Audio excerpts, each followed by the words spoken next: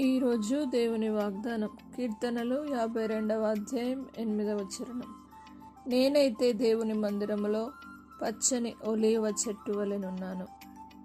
I am like a green olive tree in the house of God. నా ప్రియ సహోదరి సహోదరులారా, దేవుడి రోజు మీతో వాగ్దానం చేస్తూ ఉన్నాడు.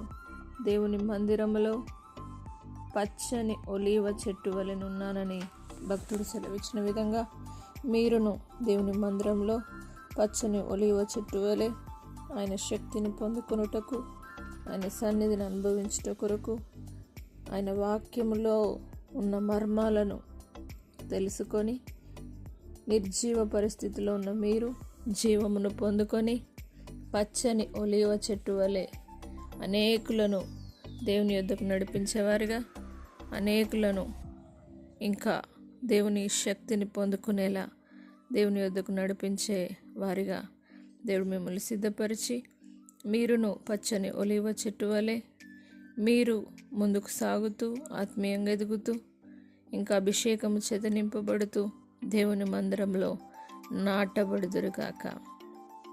ప్రార్థన.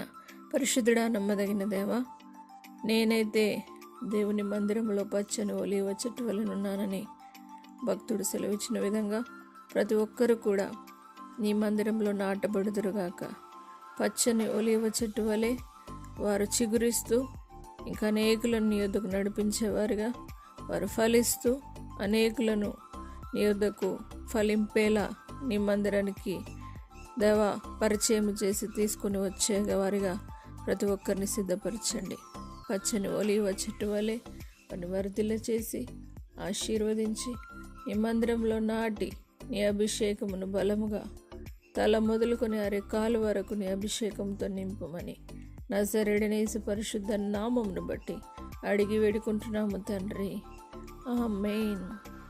దేవుడు